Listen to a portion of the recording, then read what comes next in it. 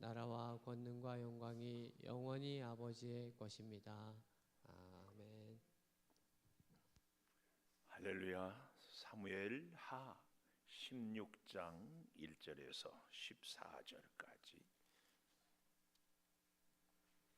한 절씩 교독하겠습니다. 다윗이 마루턱을 조금 지나니 무비보셋의 종 시바가 안장 지은 두 나귀의 떡 200개와 건포도 백성이와 여름 과일 100개와 포도주 한 가죽 부대를 싣고 다윗을 맞는지라. 왕이 시바에게 이르되 내가 무슨 뜻으로 이것을 가져왔느냐 하니 시바가 이르되 나귀는 왕의 가족들이 타게 하고 떡과 과일은 청년들이 먹게 하고 포도주는 들에서 피곤한 자들에게 마시게 하려 함이니이다.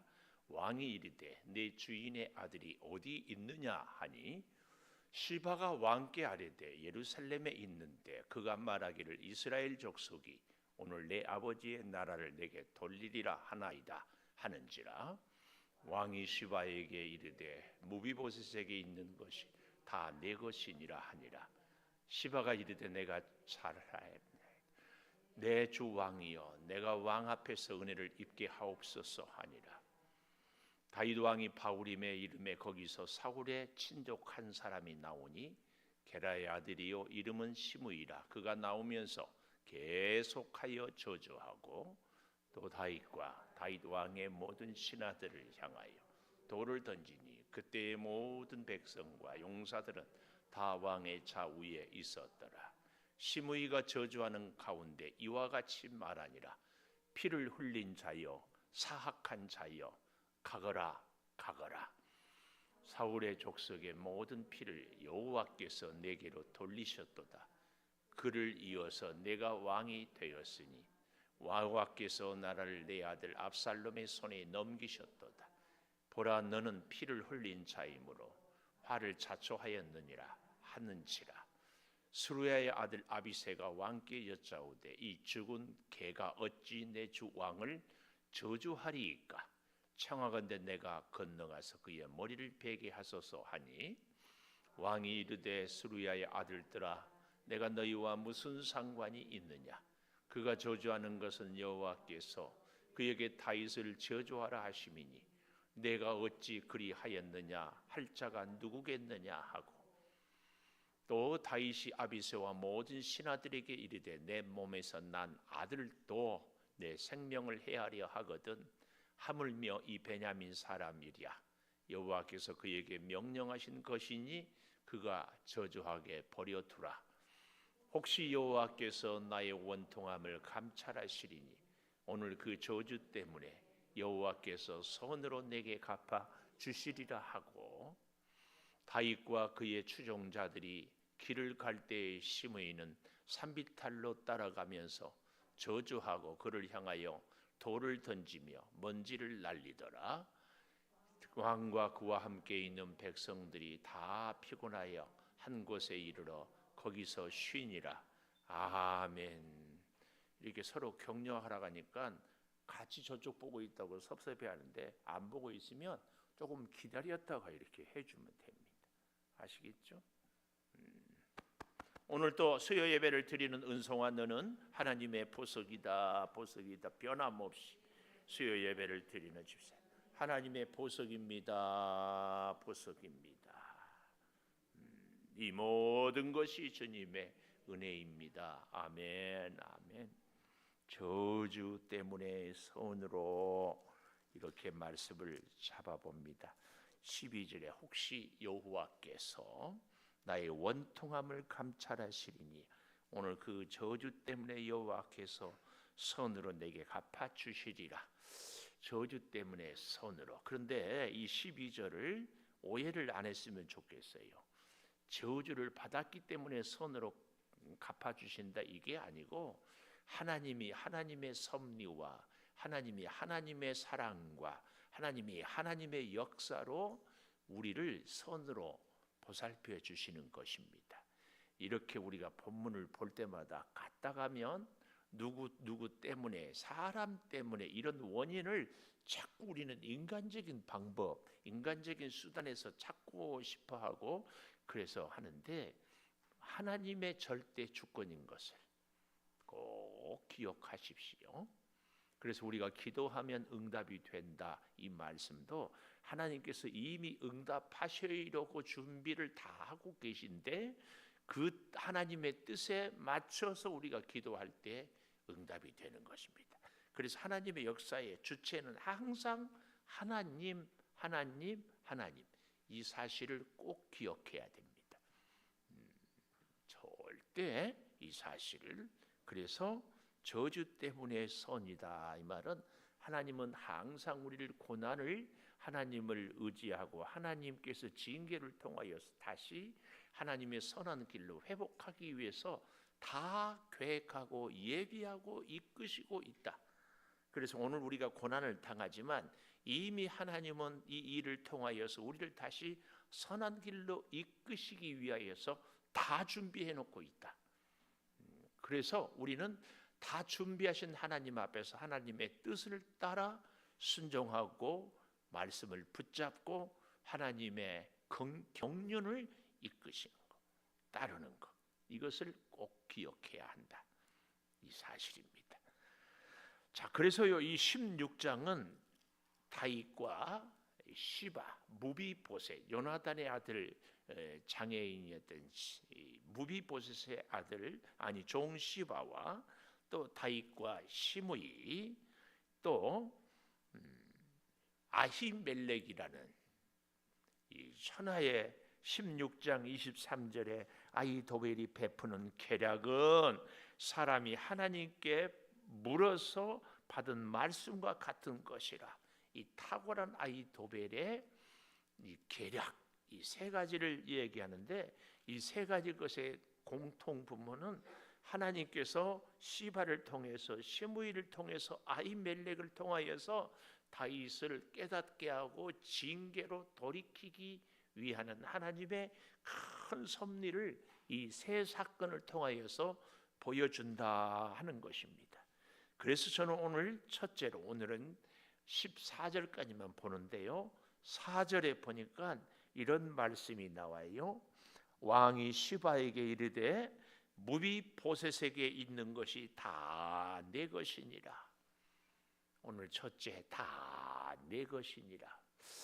오늘 사실은 이제 뒤에 보면 알겠지만 다윗이 쫓기는 신세였는지 아마 그것은 아닌 것 같아요. 그 전에도 보면 다윗이 지극히 즉흥적이고 감성적인 것들, 그때 그 순간과 기분에 따라서 판단하고 결정해버린 일들이 많지 않았습니까?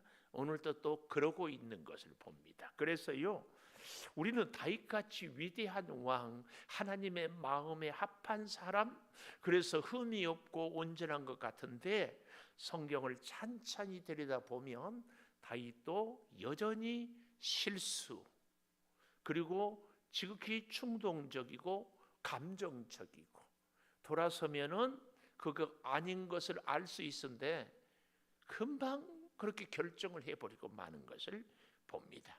자, 1절부터 볼까요? 다윗이 마루턱을 조금 지나, 이 마루턱을 지나, 우리는 오늘 아침에 어땠습니까? 이 다윗이 감람산에 꼭대기에 올라가서 간절히 기도하고, 그리고 이제 사독과 아히마스를 이렇게 보내잖아요. 그리고 그 아들들, 그리고 후세까지도 예루살렘에 보내잖아요. 그 이후로 요단 마루턱을 조금 지나니 무비보셋의 종 시바가, 여기는 베냐민 지파의 땅입니다, 이 동네가. 그래서 안장을 지운 두 나귀에 떡 200개, 건포도 백성이 여름 과일 100개, 누구의 이 선물이 딱 떠오릅니까? 우리는 사무엘상 25장에서 아비가일이 다윗을 위하여서 준비한 예물이 딱 떠오르지 않습니까? 한번 찾아가 볼까요? 사무엘상 25장 한번 가보십시다.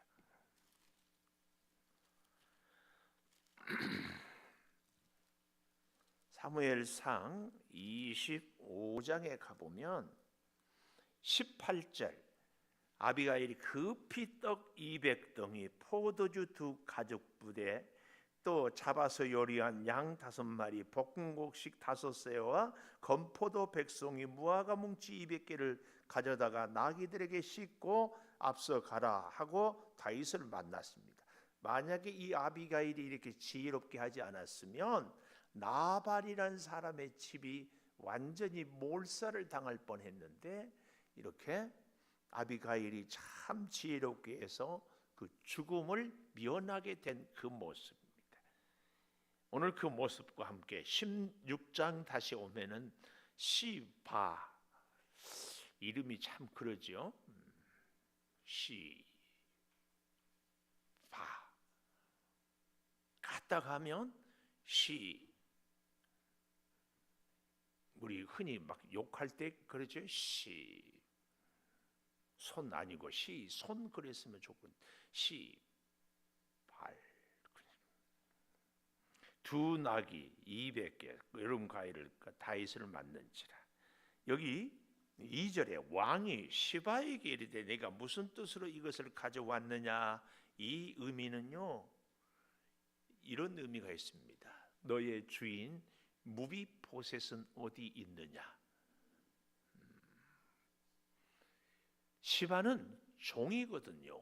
무엇을 하든지 종은 주인이 가면은 가고, 주인이 오면 오고, 주인이 드리면 바치고, 이게 원칙이거든요. 근데 주인이 없이 종인 시바가 이런 것들을 가져오는 겁니다. 그래서 내가 무슨 뜻으로 이것을 가져왔느냐 이렇게 묻는 것은 너의 주인 무비보셋은 어디 있느냐. 이걸 우리가 우리의 삶에 적용해 보면, 우리가 무엇을 하든지 우리의 주님, 우리 인생의 왕 대신 주님이 함께 하는 일이냐, 함께 하지 않는 일이냐, 이겁니다. 이거. 우리는 무엇을 하든지 주님이 기뻐하시는 일인가, 주님이 기뻐하지 않는 일인가, 이것이 무슨 뜻으로, 이 얘기입니다. 그랬더니 시바가 나귀는 왕의 가족들이 타게 하고, 떡과 과일은 청년들이 먹게 하고, 포도주는 들에서 피곤한 자들에게 마시비라 합니다.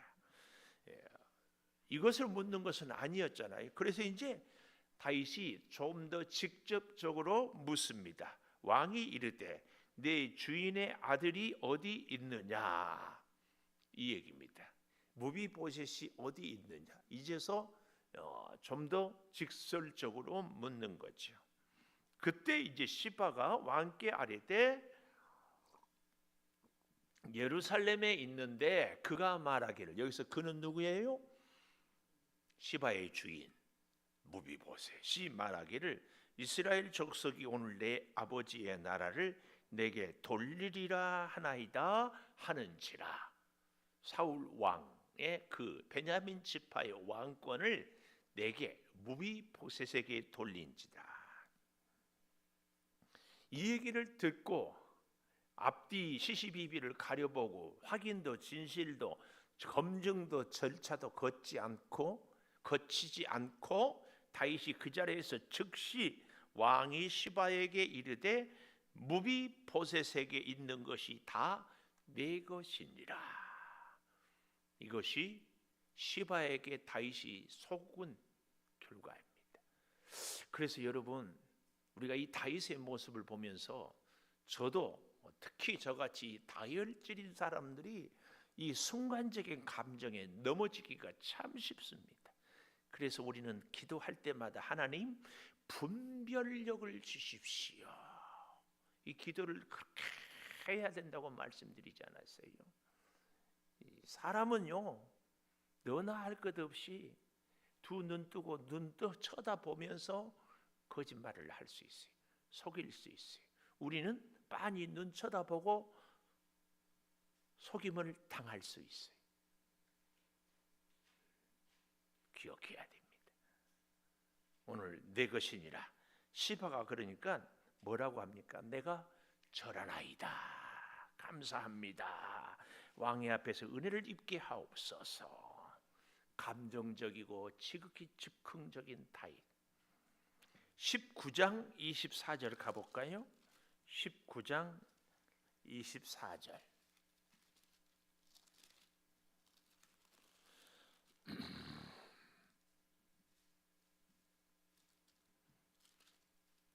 사울의 손자 무비보셋이 다시 이제 다윗 왕이 예루살렘에 돌아와서 나라를 안정시킬 때입니다.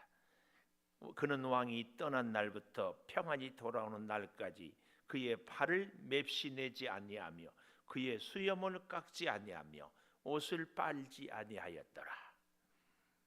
이건 연극입니까? 아닙니다. 시바가 아까 했던 것은 연극이죠. 맨날 며칠 수염을 안 깎는 것은 연극일 수가 없어요. 옷을 발을 맵시 냈지 않은 것은. 그래서 예루살렘에 왕을 맞을 때에 왕이 물어 이르되 무비보셋이여 네가 어찌하여 나와 함께 가지 아니하였더냐. 시바 종에게 듣는 얘기가 있어서 무비보셋을 다그치는 거죠. 그러니까 무비보셋이 대답하되 26절이에요. 내 주 왕이여 왕의 종인 나는 다리를 절므로 내 나귀의 안장을 지어 그 위에 타고 왕과 함께 가려 하였더니 내 종이 나를 속이고 어떻게 했습니까? 내 주 왕께 모함하였나이다. 내 주 왕께서는 하나님의 사자와 같으시니 왕의 처분대로 하옵소서. 이 무비보셋은 다리가 불편해서 스스로는 말을 타기도 어려운, 말이 높으니까 다리가 힘이 있어야 발을 딛고 올라탈 수 있는데, 그러니까 누군가의 도움을 주지 않으면 탈 수가 없어요. 그런데 무비보셋을 이 그의 종 시바가 속이고 도망가서 다윗에게 모함을 한 거죠. 그러니까 28절이에요. 아니 27절. 종인 나를 내 주 왕께 모함하였습니다. 내 주 왕께서는 하나님의 사자와 같으시니 왕의 처분대로 하옵소서. 요 얘기가 중요합니다. 왕의 처분대로. 우리 같으면 어떻게 합니까? 억울합니다. 이럴 수 있죠. 혹은 저 시바가 나를 속였으니 엄벌에 처해 주십시오. 혹은 왕이시여 시시비비를 잘 가르쳐 잘 분별해서 나의 이 억울함을 풀어주십시오. 이래야 맞잖아요. 근데 무비보셋은 왕의 처분대로 하옵소서. 오늘 내 아버지의 온 집이 내 주 왕 앞에서는 다만 죽을 사람이 되지 아니하였나이까. 다 죽어 마땅한데 그러나 종을 왕의 상에서 음식 먹는 자 가운데에 두셨사오니 내게 아직 무슨 공의가 있어서 다시 왕께 부르짖을 수 있사오리까. 나는 왕에게 감히 내가 내 소원을 아뢰일 만한 자격도 없습니다. 그러니까 다윗이 이제 실수한 것이 자기가 미처 주도 면밀하게 잘 살피지 못한 것을 알게 되지 않았어요? 그래서 29절 왕이 그에게 이르되 네가 어찌하여 또 내 일을 말하느냐. 내가 이르노니 너는 씨와 밭을 나누라. 내 일을 또 말하느냐. 이게 뭐예요? 네 억울함을 왜 이제야 말하느냐. 그랬더니 무비보셋이 30절 내 주 왕께서 평안히 왕궁에 돌아오셨으니 그로 그 전부를 차지하게 하옵소서.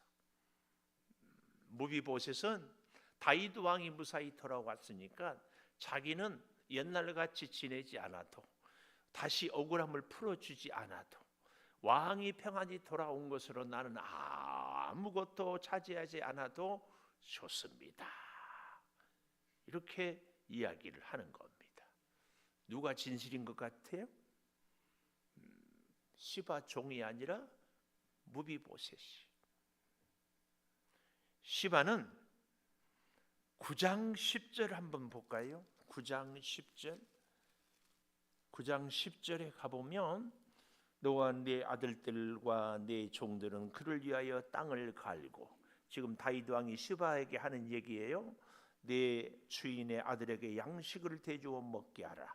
그러나 네 주인의 아들 무비보셋은 항상 내 상에서 떡을 먹을 것이라. 근데 그 시바는 아들이 15, 종이 20명이라 그랬어요. 19장 16절에도 가보십시오. 19장 16절 이렇게 얘기하잖아요. 바후림에 있는 베냐민 사람 게라의 아들 시므이가 급히 유다 사람과 함께 다윗 왕을 맞으러 내려올 때에, 이 시므이가 어떤 사람인지는 이제 보겠습니다. 17절 베냐민 사람 1000명이 그와 함께 와서 사울 집안의 종 시바도 그의 아들 15과 종 20명과 더불어 요단강을 건너고 왕 앞에 와서 엎드렸다. 그러니까 시바는 자기 아들 종을 거드리는데, 무비보셋은 그의 가족이 아무도 없는, 어쩌면 그래서 이 시바는 욕심을 냈을 수도 있습니다. 어쨌든 오늘 이 시바로 인하여서 다윗이 현명한 판단을 내리지 못하는 이 모습을 보게 됩니다. 다 내 것이니라. 우리는 속아서는 안 됩니다. 속이지도 말고 속아서도 안 되는데, 다 내 것이니라 이 말씀 가운데 우리는 이렇게 우리 인생에 적용할 수 있어야 됩니다. 어떻게? 다 주의 것입니다.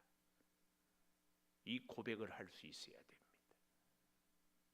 그렇지 않는 한 우리는 다윗처럼 속을 수 있습니다. 내 것이라고, 내 생명이라고, 내 소유라고 이럴 때에 우리는 속습니다. 하나님이 허락하지 않은 것은 아무것도 내 것이 아닙니다. 우리는 그래서 청지기의 사명을 잘 기억해야 됩니다. 청지기입니다. 청지기. 또 한 가지, 그 다음에 우리가 보아야 할 것이요, 두 번째로 12절에 보니까 이렇게 말씀하고 있습니다.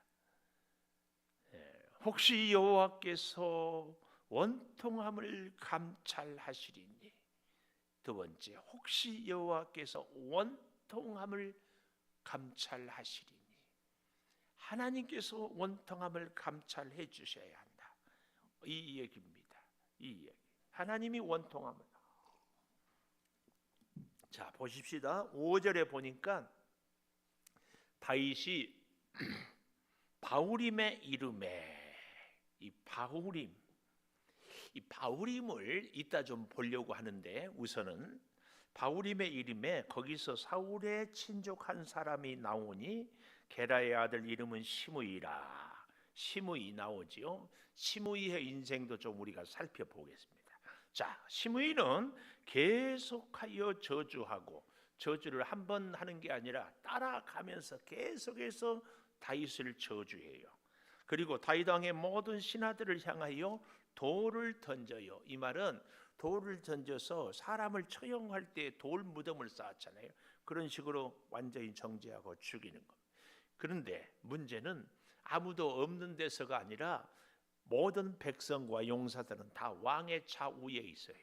얼마든지 나중에 보면 알겠지만 아비새가 쫓아가서 죽일 수도 있어요. 그리고 자기 신하, 자기 가족 앞에서 자기를, 혹은 부모 앞에서 그 사람을 멸시하는 것은 혼자 있을 때는 참을 수 있지만 견딜 수 없습니다. 근데 이 시므이는 모든 백성과 용사들이 있는 데서 시므이가 7절이에요. 저주하는 가운데 이렇게 말을 해요. 피를 흘린 자여, 사악한 자여, 가거라, 가거라. 이 말은 뭐예요? 죽어라, 죽어라. 돌을 던지는 것은 심판이라니까요. 죽어라, 죽어라. 사울의 족속의 모든 피를 여호와께서 내게로 돌리셨도다. 우리가 이런 실수를 해서는 안 된다니까요. 내가 하고 싶은 얘기, 내 생각을 하나님의 이름을 빙자하여서 이렇게 하는 이런 짓들을 지금 시므이는 하고 있어요. 그를 이어 네가 왕이 되었으나 여호와께서 나라를 내 아들 압살롬의 손에서 넘기셨도다. 압살롬의 손에 넘겼다. 이것은 순전히 시므이의 생각입니다. 우리가 이런 실수를 하기 쉬워요.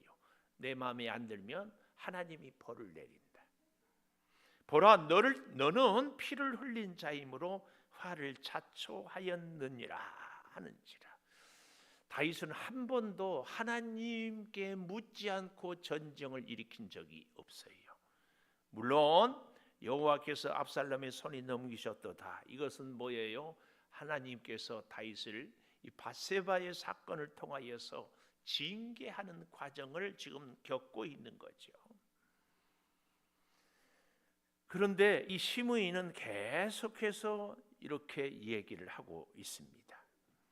심지어 13절에 가보십시오. 다윗과 그의 추종자들이 길을 갈 때 시므이는 산비탈로 따라가면서 저주하고 그를 향하여 돌을 던지며 먼지를 날리더라. 여기 삼중적이고 저주하고 돌을 던지고 먼지를 날리더라. 이렇게 끔찍하게 다윗에 대해서 시므이가 저주를 하고 있습니다. 이 시므이가 어떻게 되는가? 우리가 이 시므이의 일생을 먼저 좀 찾아볼까요? 19장 18절 18절에 가보면 바후림의 18절 왕의 가족을 건너게 하고 왕이 좋게 여기는 대로 쓰게 하며 그런데 하반절에 시므이가 왕 앞에 엎드려. 이게 뭐죠? 다윗이 다시 압살롬을 물리치고 예루살렘에 이제 돌아오게 되니까 그 나루터에 가는 길에 시므이가 왕 앞에 엎드려 19절 왕께 아뢰되 내 주여 원하건대 내게 죄를 돌리지 마옵소서. 꼭 간신, 우리 간신하면 누구 떠오르십니까? 그렇게 다윗이 도망갈 때는 저주하고 돌 던지고 먼지를 날리고 가거라 가거라. 이 말이 뭐라고요? 죽어라 죽어라. 원문 그대로 얘기하면 뒤져라 뒤져라. 그렇게 조롱하고 피를 흘린 자라고 했다가 다윗이 정권을 잡고 다시 돌아오니까 납작 엎드려 가지고 뭐라고 얘기한다고요? 내게 죄를 돌리지 마옵소서. 내 주 왕께서 예루살렘에서 나오시던 날의 종의 패역한 일을 기억하지 마옵소서. 왕의 마음에 두지 마옵소서. 왕의 종 내가 범죄한 줄 아옵기에 오늘 요셉의 온 족속 중 내가 먼저 내려와서 내 주 왕을 영접하나이다. 21절 스루야의 아들 아비새가 시므이가 여호와의 기름 부으신 자를 저주하였으니 죽어야 마땅하지 아니하니까. 그랬더니 똑같은 얘기를 하고 있어요. 아까 16장에서 했던 것처럼 스루야의 아들들아 내가 너희와 무슨 상관이 있기에 나의 원수가 되느냐. 이스라엘 가운데 오늘 어찌 사람을 죽이겠느냐. 그리고 죽지 아니하리라 하고 맹세합니다. 그러나 이렇게 해서 끝내지는 않습니다. 열왕기상 2장 36절로 가보십시다. 열왕기상 2장 36절 왕이 사람을 보내어 시므이, 여기 이 왕은 솔로몬이 드디어 왕이 됐습니다. 예루살렘에서 너를 위하여 집을 짓고 거기 살고 어디든지 나가지 말라. 가택연금입니다. 너는 분명히 알고 나가서 기드론 시내를 건너는 날에 반드시 죽임을 당하리니 네 피가 네 머리로 돌아가리라. 시므이가 왕께 대답하되 말씀이 좋사오니 왕의 말씀대로 종이 그리하겠나이다. 그리고 39절 3년 후에 시므이의 두 종이 가드 왕 마아가의 아들 아기스 블레셋 가드 누구라고 어디라고요? 골리앗의 고향 도망하여 간지라. 시므이가 종을 찾으려고 일어나 나귀 안장을 지고 가들어가서 종을 데려왔더니 돌아갔다 온 일을 어떤 사람이 솔로몬에게 말합니다. 그래서 시므이를 불러서 여호와를 두고 맹세하고 경고하였더니 나가는 날에는 죽임을 당하려 하지 아니하였느냐. 42절에 그러잖아요. 그리고 43절 어찌하여 맹세를 지키지 아니하였느냐. 44절 네 마음으로 아는 모든 악 내 아버지에게 행한 바를 내가 스스로 아나니 여호와께서 내 악을 내 머리로 돌려 보내시리라. 그러나 솔로몬 왕은 복을 받고 다윗의 왕위는 영원히 여호와 앞에서 경고히 서리라 하고 여호야다의 아들 분야야에게 명령하며 그가 나가서 시므이를 치니 그가 죽은지라. 이에 나라가 솔로몬의 손에서 경고하여 지니라. 이렇게 시므이의 인생이 끝을 내고 있다 하는 것을 우리는 봐야 합니다. 그래서 다윗은 결코 직접 원수를 갚지는 아니하지만 그래도 하나님의 공의에 대해서 기회를 주는 거죠. 가택연금 안에는 살게 할. 네, 결국은 그가 어김으로 죽임을 당합니다. 이것이 시므이의 일생입니다. 일생. 오늘 다시 16장 9절 와 보면 스루야의 아들 아비새가 왕께 여짜오되 이 죽은 개가 어찌 내 주 왕을 저주하리까. 우리가 아까 보았던 말씀이 여기 이미 되고 있지요. 그렇습니다. 여호와께서 다윗을 저주하라 하심이니 네가 어찌 그리하였느냐 할 자가 누구겠느냐. 이것은 다윗이 스루야의 아들 아비새, 좀 더 정확하게는 요압의 동생이 아비새입니다. 그런데 다윗은 이 시므이의 저주에 대해서 10절 스루야의 아들들아 내가 너희와 무슨 상관이 있느냐. 저주하는 것은 여호와께서 다윗을 저주하라 하는 것이다. 스스로 다윗의 참 우리가 본받아야 할 점이 우리가 배워야 할 것이 이것입니다. 오늘 시므이가 저주하고 사람들이 나를 향해 손가락질할 때에 다윗은 그 사람 때문에 감정이 상하지 않았습니다. 그 사람 때문에 마음이 흔들리지 않았습니다. 상황 환경 때문에 하나님을 못 보지 않았습니다. 오히려 이 시므이의 저주 때문에 다윗은 더욱 하나님을 보고 있습니다. 다윗도 바울도 모세도 아브라함도 인생의 위기가 없었는가? 아닙니다. 성경의 위대한 인물들은 다 한결같이 인생의 위기가 있었습니다. 요셉도 팔려가고 감옥에 갇히고 모세도 살인자의 누명을 쓰고 미디안 광야로 도망을 가고 바울도 옥에 갇히고 돌에 맞고 위기가 다 있습니다. 오늘 다윗도 압살롬 아들이 반역을 하고 시므이가 저주하는 이 위기입니다. 위기. 그래서 그 다윗이 하는 얘기 좀 들어보십시오.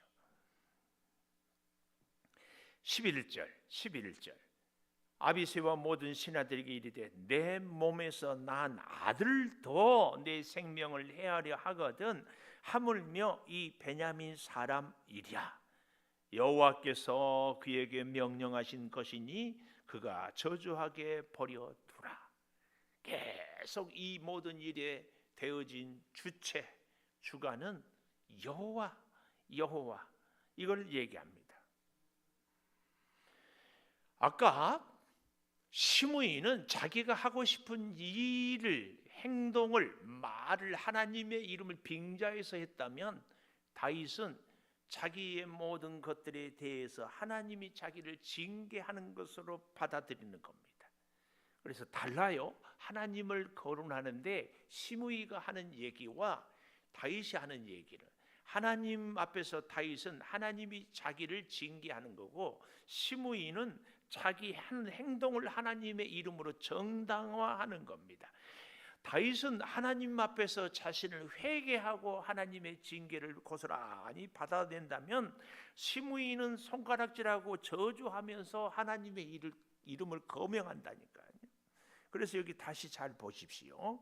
10절 마지막에 여호와께서 그에게 다윗을 저주하라, 자신의 십자가를 지는 거죠.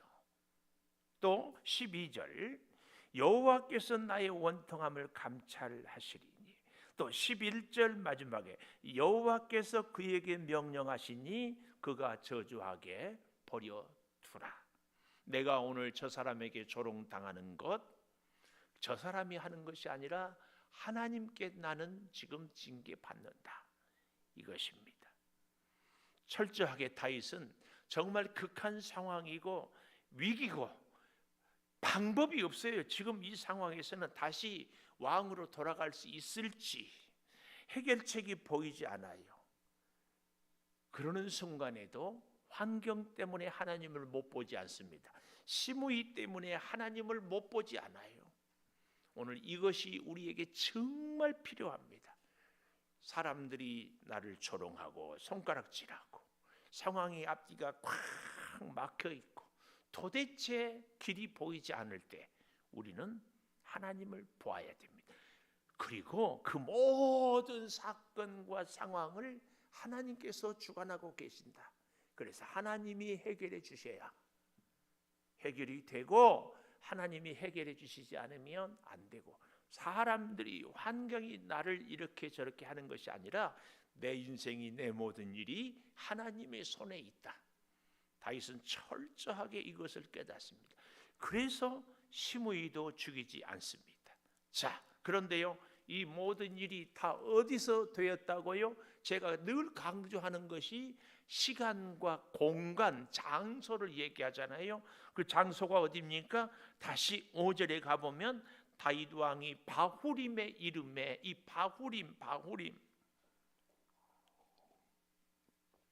바후림을 좀 볼까요? 사무엘상 25장 44절.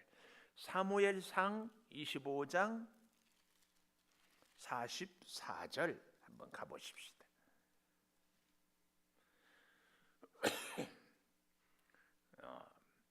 사울이 그의 딸 다윗의 아내 미가를 갈림에 사는 라이스의 아들 발디에게 주었다. 발디, 각주 작은 글씨로 맨 밑에 보니까 발디엘 나오지요. 사무엘하 3장 15절. 그래서 우리는 또 사무엘하 3장 15절을 찾아봅니다. 찾아보니까 뭐라고 나왔어요? 사무엘하 3장 15절에 보니까 이렇게 기록이 되어 있어요. 이스보셋이 사람을 보내 그의 남편 나이스의 아들 발디엘에게서 그를 빼앗아 오매 그의 남편이 그와 함께 오되 울며 바후림까지 따라왔더니 아브넬이 그에게 돌아가라매 돌아가니라. 이미 이때는 아버지 사울이 아까 보았지요, 미가를 발디엘에게 주어서 결혼해서 둘이 살고 있는데, 우리가 잘 아는 아브넬이 자기 주인 이스보셋을 배신하고 다윗과 언약을 맺잖아요. 그때 다윗이 조건이 뭐였어요? 미가를 데려와라. 그는 내가 포피 100개를 주고 내 아내를 삼았던 사람이다. 그래서 그 이미 바후림에서 발디엘의 아내로 사는데 빼앗아서 왔어. 그래서 그 처절하게 3장 16절 사무엘아 남편이 그와 함께 오되 울며 바후림까지. 그런데 다윗이 욕심을 부려서 결국은 빼앗아 옵니다. 이미 다윗은 어때요? 많은 아내들이 있음에도 불구하고 그 자리가, 그렇게 남의 눈에서 피눈물을 흘리게 했던 그 자리가 어디다? 바후림이. 이 바후림에서 그래서 하나님은 어때요? 다윗으로 하여금 울게 하는 거예요. 시므이에게 저주를 당하게 하는 거예요. 마치 뭐가 떠올라요? 갈릴리 호숫가에서 예수님이 부활한 후에 생선구이를 해놓고 고기를 아침 조반을 먹이고 베드로에게 요한의 아들 시몬아 네가 나를 사랑하느냐, 내 양을 먹여라. 네가 나를 사랑하느냐? 내 어린 양을 먹이라. 네가 나를 사랑하느냐? 내 양을 치라. 이게 뭐예요? 베드로의 영혼에 있는 영혼의 독소를 빼내는 거예요. 오늘 다윗에게도 다윗의 영혼에 있는 그 독소를 빼내는 거예요. 이 바울임에서 오늘 저와 여러분도 이 주의 성전에서 우리 영혼의 독소를 빼내는 과정이 필요합니다. 그래야 다시 설 수 있어요. 다윗이 해서는 안 될 일을 이미 남의 아내가 되었는데 그렇게 남의 눈에 눈물을 흘리게 했으니까 다윗이 오늘 여기 이 바울임에서 이렇게 처절하게 기도하겠습니다. 반주해 주시고요. 오늘 우리의 삶은 환경 때문에 하나님을 보아야 합니다. 사람들의 저주 때문에 하나님을 보아야 됩니다. 오늘 나의 지난 생애에 영혼의 독소가 혹시 있다면 그 독소를 빼내야 합니다. 하나님, 사람 때문에 하나님을 보지 못하는 것이 아니고 환경 때문에 하나님을 보지 못하는 것이 아니고 내 영혼의 독소 때문에 하나님을 보지 못하지 일이 없게 하여 주시옵소서. 하나님을 바라고 하나님을 의지하고 하나님을 따르고 하나님과 함께하며 하나님의 역사를 이루며 하나님의 능력을 덧입으며 하나님의 인도하심을 따르며 살아가게 하여 주시옵소서. 아버지 하나님 심의의 저주 때문에 오히려 하나님을 보는 다윗, 우리 주변의 사람들이 우리를 향하여서 손가락질을 합니까? 참으로 들을 수 없는 얘기를 듣게 됩니까? 주여, 그 사람을 보는 것이 아니라 우리 하나님을 바라보게 하여 주시옵소서. 하나님, 오늘 나라에 왜 이를 겪게 하는지, 왜 이런 문제를 만나게 하는지, 왜 이런 상황을 주여 당하게 하는지 하나님을 따르고 의지하게 하여 주시옵소서. 지금은 우리 주 예수 그리스도의 은혜와 아버지 하나님의 무한하신 사랑과 성령의 감동하심이 이제로부터 영원토록 함께 하시옵기를 간절히 축원하옵나이다. 아멘.